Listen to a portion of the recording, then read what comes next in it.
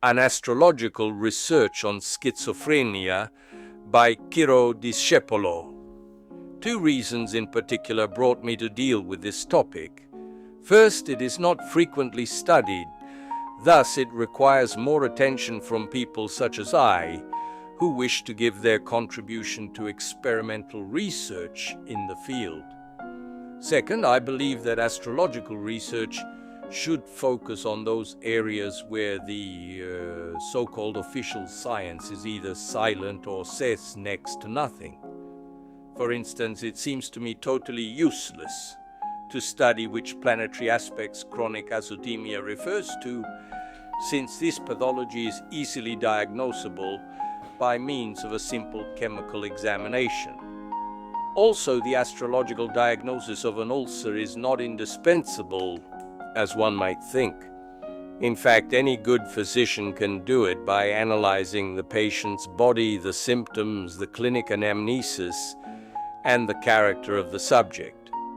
In my opinion, it is much more useful to investigate illnesses that nobody has so far been able to treat, such as schizophrenia and cancer. As far as cancer is concerned, nowadays there exists an incredible amount of researches on it. Many scholars from a range of disciplines, astrology included, have been working for many years on this topic, trying to figure out a meaningful key. I decided to deepen the astrological study of schizophrenia, since a few astrologers have already dealt with the latter, even though only superficially.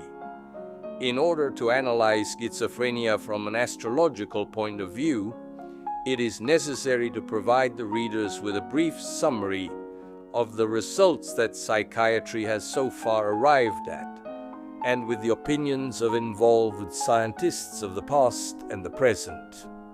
The most important contemporary scholar associated with the study of schizophrenia is Professor Silvano Arietti, who is currently working in the USA. He is the author of the book Interpretazione della Schizophrenia, Interpretation of Schizophrenia, translated into many languages and used as a textbook in many universities. This work, considered a classic on the subject, contains the history of the medical research on schizophrenia, the summary of the ideas of the major scholars who devoted their careers to the illness, and finally the conclusions drawn by the author himself. Nowadays, this topic is still the object of a strong debate. Especially controversial is the origin of the illness and its therapy. Here we shall only deal with the diagnosis with regards to the origin of schizophrenia. There are various and discordant opinions about the nature of schizophrenia.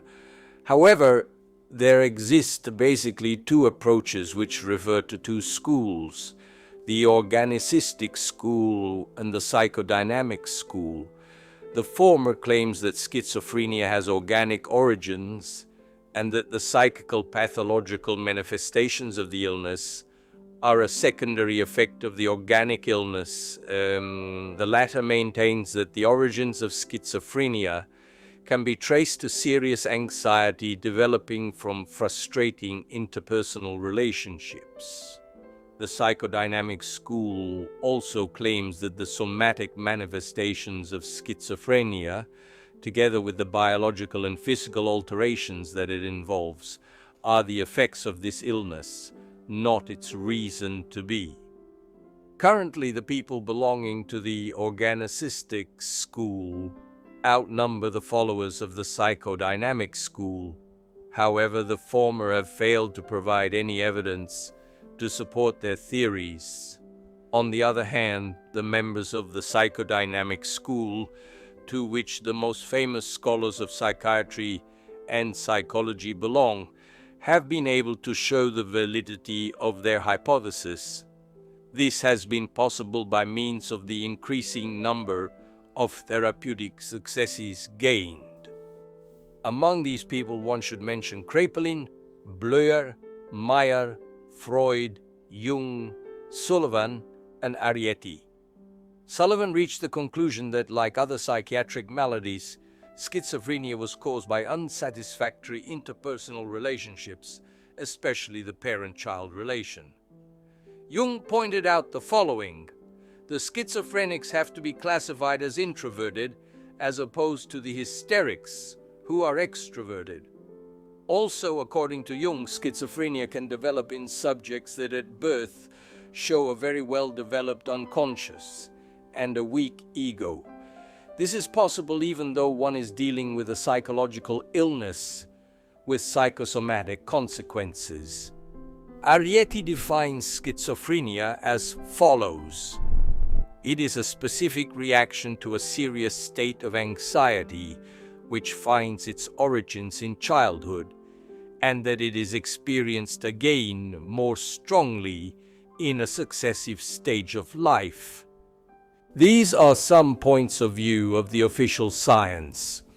Let's see what is the opinion of some of the astrologers who dealt with this topic. Dr. William Tucker, in his Astromedical Diagnoses, points out the mechanisms of dissociation between rational behavior and out-of-control emotional experiences that the schizophrenics undergo.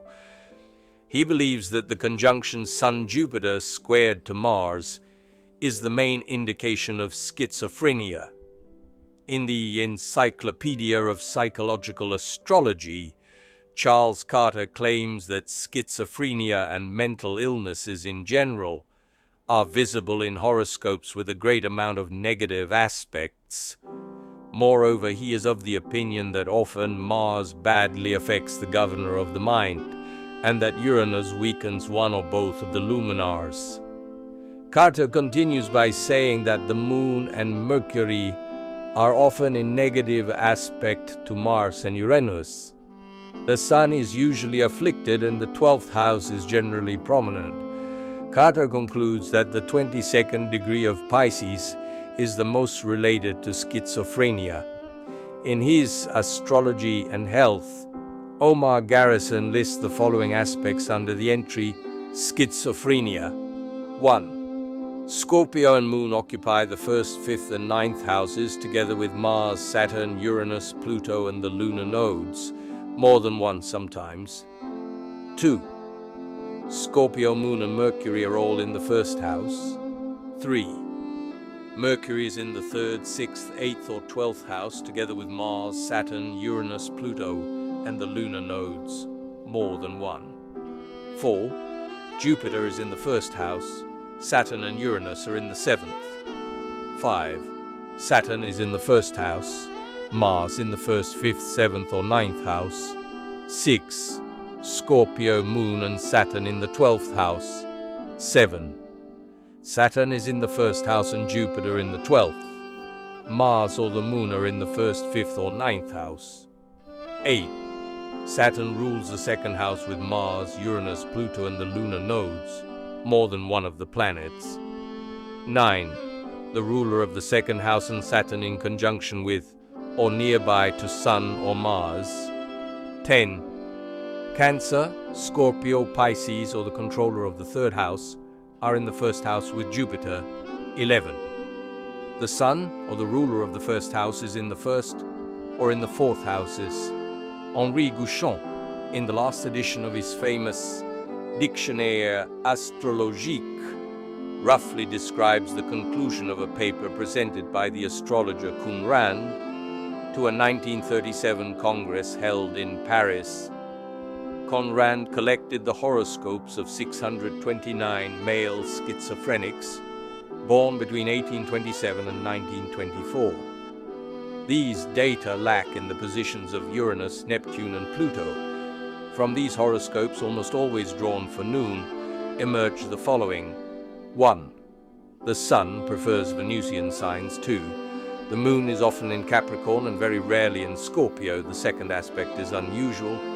3. Mercury is often in Virgo, Pisces, or Sagittarius. Mercury is rarely in Gemini, but frequent in mutable and Earth signs. 4. Venus is in a mutable sign or in Cancer, rarely in Leo. 5. Mars is most often in Taurus or Scorpio, extremely rarely in Sagittarius. Also, Mars prefers fixed signs when Venus and Mercury are in mutable signs. Sixth, Jupiter is often found in Cancer, Leo, Virgo, and Libra. 7.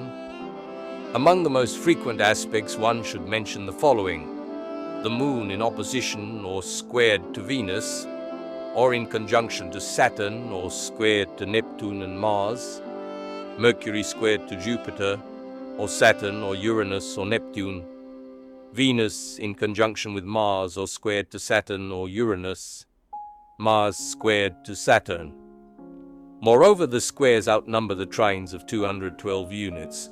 Giorno analyzes these data, claiming that it is not possible to diagnose the illness only on the basis of the horoscope. One also needs to have available information on the pathologic heredity of the subject. He believes that there exists more than one pathologic feature which might allow the identification of schizophrenia. Giorno points out that almost all the horoscopes show evidence for hyperemotion and affective disorders. He concludes by listing a few features that he came across with: 1. Sun in Taurus 2, Moon in Capricorn 3, Mercury in Taurus 4, Mars in Pisces 5, Jupiter in Leo 6, Saturn in Scorpio 7, Mars squared to Neptune 8, Venus squared to Jupiter 9, Saturn in conjunction with Uranus 10, Neptune in 6th house in opposition to the ascendant. I know that there are other scholars interested in this problem, but I am not aware of their works. As you might have noticed, almost all the astrological combinations have been cited to explain schizophrenia, sometimes clearly in contradiction with each other. I mentioned in an exhaustive way these lists of planetary positions, with the purpose of stressing the lack of specificity of the various features. They cannot be connected to schizophrenia. Rather, they do not indicate anything at all. I disagree with the methodology which the above-mentioned scholars have used, because I think that the statistical method cannot be applied to such a complex illness as schizophrenia. By using the term complex, I imply not only the diagnostic difficulties, but also the plurality and variety of the elements that cause this illness. How is it possible to ascribe schizophrenia to a simple square of Mars to Saturn, or even to the simple sum of many squares and oppositions? I believe that the statistical method is much more effective when it is used with relation to simple variables. It is possible to create statistics of planetary transits with regard to episodes such as hammering one's finger or getting a puncture. However, it is a much more complicated matter when dealing with suicide or homicide. This happens because suicide and homicide depend on such a variety of factors that only a combined analysis of these factors' qualitative and quantitative relationships can actually provide some answers. I fully agree with André Barbeau when, in his From Psychoanalysis to Astrology, he claims, as far as the investigative capability of statistics is concerned, it is so limited to be comparable to the use of the mallet to crush a walnut. Previous investigations emphasized the frequency of Martian and Saturnian dissonances among groups of pathological interest at various illnesses, madness, malformation, accidents. However, these dissonances appeared in one group or the other without specificity. Thus, to attribute a given illness to the frequency of the dissonant participation of Mars and Saturn corresponds to claiming that the same illness is characterized by fever, general discomfort, and fasting. These are typical symptoms in almost all the pathologies, as the presence of Mars and Saturn is typical in human disgraces. In conclusion, I personally believe in the invalidity of the statistical method in these cases. Since statistics is based on a cause-effect principle, it needs to trace a specific cause for each effect, and this is not possible because of the multiple variables of the equation. I took advantage of astrology in order to individuate the causes that usually bring about schizophrenia, instead of looking at the illness in itself. In order to accomplish this goal, I considered the following. 1. Frustrating relationships with parents, relatives, and the environment, understood as isolation of the subject from what is close to him via her two psychological values, pointing to introversion. 3. Strong unconscious with respect to a normal conscious ego or normal unconscious and weak conscious ego. 4. The dissociation values have to be understood as results of an unbalanced personality or factors which discord from the libido viewpoint. 5. The negative astrological aspects outnumber the positive ones, and there are various signs of weakness. Using the above-mentioned elements as a starting point, I asked myself the following questions. Is it possible to diagnose schizophrenia by means of the astrological analysis of these elements? Is it possible to differentiate schizophrenia from other mental pathologies? Above all, it is possible to distinguish the horoscope of a schizophrenic from the horoscope of a serious neurotic. I will answer these questions in my conclusions. In the meantime, I would like to show the charts of some cases that I was able to examine. The first horoscope belongs to a male born in Naples on April 22, 1935 at 3:30 p.m., as it emerges from the birth certificate released by the town of birth. All these data have been provided by the psychiatric hospital Fruloni in Naples. The calculations are approximate to the degree, since it is not possible to count on an on-minute precision for the time of birth.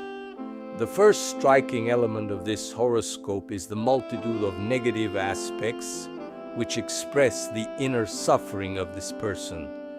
One cannot classify him as introverted, but he is not extroverted either, since the values that might point in that direction are in antithesis, and not enough to allow us a clear-cut classification. Everything else is, however, in agreement with the initial statements.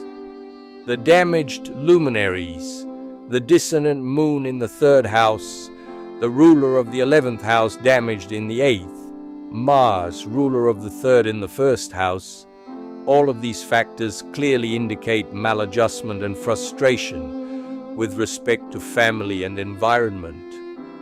The unconscious values dominate the conscious ones. Notice that the two dominant planets are the Moon and Neptune, which are squared and signify the unconscious. In particular, the position of Neptune is negative, since it is retrograde, angular in the 12th house, and squared to the Moon. This feature in itself is an indication of strong mental disorders, or anxiety, obsession, and confusion. Moreover, Neptune is the ruler of the house of health, in opposition to Saturn, located in it and squared to Venus, dominating the 1st house. On another occasion, I expressed the idea that Neptune plays an important role in the identification of mental diseases and neurotic disorders. Neptune governs Pisces as opposed to Mercury ruling Virgo. Mercury represents intelligence, precision, but also confusion and clouding of the mind. Sometimes this planet can be defined as the unconscious transferred to the brain. The conjunction of the Sun with Uranus and Mercury, ruler of the ascendant in the 8th house, and damaged on both sides, represents a quite rough aspect, which clarifies this case very nicely. This example is also interesting from the point of view of the libido. I use the term libido in the Jungian sense of psychic undifferentiated energy. One has to point out how difficult it is to separate it from the psychic functions of the schizophrenic under analysis. The most energetic values of this subject are located in the house of death, of tests, illnesses, and of close relations. Thus, the subject's libido did not have the chance to set its foundations on anything vital, healthy, and therapeutic. The tests, grief, death, both in the abstract and real sense, illnesses, bad interpersonal relations represented the real mirror of the psychic values of this man. This horoscope, which can be considered as a huge disaster of nature, shows wonderfully the synthesis of schizophrenia. Many external and devastating forces, lack of foundation for an attempt to fight back, strong unconscious elements opposed to a weak rational ego, poor interpersonal relationships, confusion, and mental disorders. Also in the second example, which will be considered shortly, the above-mentioned negative values are found. As in the previous case, the Moon and Neptune are angular, and they witness a well-developed unconscious. On the other hand, by looking at the bad position of the Sun at birth, one finds weak rational values. The Sun is in exile in Aquarius, ruler of the 12th house, the house of sickness. The Sun is also perfectly in conjunction with the South lunar node and thus exactly opposite to the northern. Moreover, the Sun is also in opposition to Neptune in the 12th house and squared to Saturn, governing the 6th house and located in the 3rd. In the horoscopes of the schizophrenics, I notice the frequent occurrence of very specific negative aspects, mostly with an orbit of 0 or 1 degree. In our example, it should be noticed that the 14th degree of Aquarius is not very renowned, and it is indicated by the astrologer Leclerc as the indicator of a definitive and ill-omened change in the lifetime. The damaged moon in the 10th house in Gemini implies the presence of an unresolved mother complex, an attempt to emancipate, to gain independence, to grow up, all of which failed. Saturn damaged in the 3rd house and leader of the 6th makes me think of bad relations with the environment and with the closest relatives. Moreover, the horoscope is characterized by many negative elements which provide us with a rather solid portrait of the psychic structure of this person. To sum up, we found that 1. Overall, the horoscope is negative. Many proofs are evident too. The Sun and the Moon are strongly damaged. 3. There is evidence of a powerful unconscious. 4. There is evidence of a weak and confused rational ego. 5. There is evidence of a lack of character. 6. There is evidence of frustrating relations with the parents. 7. There is evidence of frustrating relationships and isolation from the outside. 8. There is evidence of incapability to react. Since I could not know the anamnesis of the native, and I did not have a summary of the most important events of his life, I was not able to establish the trigger that put the illness in motion, although I used the transits. Psychiatry teaches us that schizophrenia is the reaction to a bad state of anxiety, which is shaped during childhood and reappears later in life in a tumultuous way. This happens when such conditions occur that are in an analogous relationship with the conditions which cause the first tension in the subject. They bring him, her back to the past, anxiety. This is the way we talk about psychodynamics of schizophrenia. In the previous analyzed case, there are basic elements which justify the possibility to get the illness. However, if we did not know that we were dealing with a schizophrenic, we would have been stopped by the doubt. We needed to know whether one or more happenings that forced him to find refuge in his mental illness had actually occurred. Without knowing the history of this man and a posteriori, we can try to propose a hypothesis as it is suggested by the horoscope. The person had a very difficult childhood because of bad relationships with his parents and the environment surrounding him. He suffered because of his emotional instability and his incapability to balance it with reason. He tried, without much luck, to create a protective shell, a condition independent from the family. Probably for a few years he was able to gain a pseudo-equilibrate state, maybe with the help of some kind of neurosis, until some episode broke this equilibrium and dragged him into psychosis. The episode might have consisted in some type of organic illness, which forced him into depending upon his family, thus recreating that ancient state of anxiety for insecurity and maladjustment. The anxiety was so overwhelming that he preferred not to experience it again, and took refuge into schizophrenia. At this point, I cannot examine other cases of schizophrenia. However, before presenting the conclusions of this introductory study, I will briefly analyze the horoscope of a woman affected by a rough neurosis. The person whom I met personally is currently undergoing therapy. I think it will be interesting to compare this horoscope with the earlier one in an attempt to find some answers to the problem of the relations between psychosis and neurosis.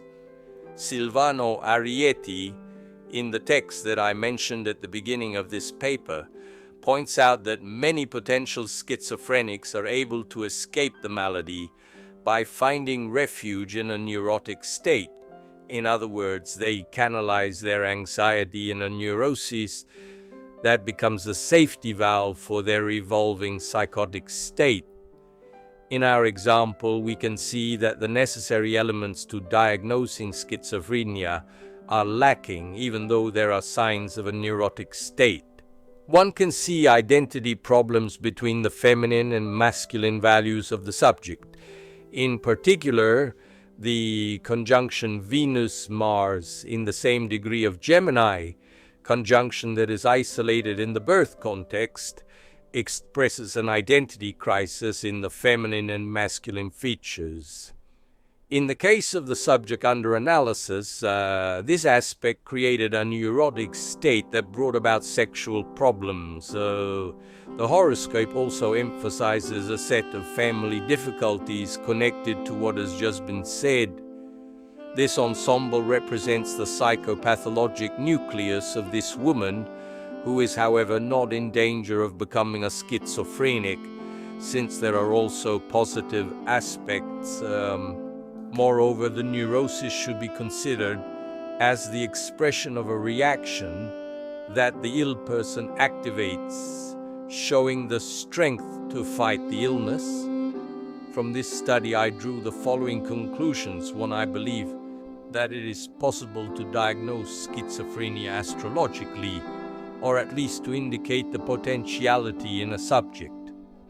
This can happen only by accepting that one cannot seek for it in the horoscope, since schizophrenia is as specific with regards to the astrological symbols, such as those associated with any scientific discipline that might try to reduce it to the stillness of a formula.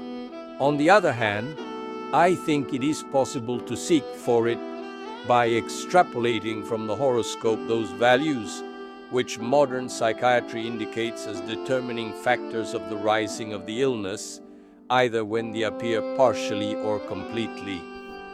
2. By means of astrology, it is possible to differentiate schizophrenia from other mental illnesses, and especially from the neuroses, since the former is the result of the combined action of factors that are different from the ones causing other kinds of psychosis and neuroses. These statements might seem too optimistic, but they are valid as long as the astrologer, with his capabilities, is able to find and read the information that the horoscope contains. I think that a horoscope contains ideally the information needed. However, they are expressed symbolically. Thus, the goal of the astrologer is to decode and read these symbols. It thus becomes evident that the diagnosis is much more accurate when the one who does it is erudite in the field. In this sense, one might reach the optimum if the diagnosis of schizophrenia was made by a psychiatrist with some knowledge of astrology.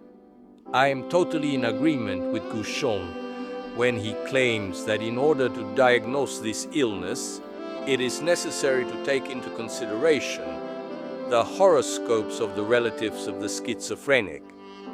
I also believe that it is extremely important to follow these charts in their longitudinal evolution in time. If it is true, as Jung thought, that there are typical birth factors which lead to schizophrenia, it is also true that, as Sullivan and others pointed out, that the interpersonal relationships have a strong bearing in the development of this illness.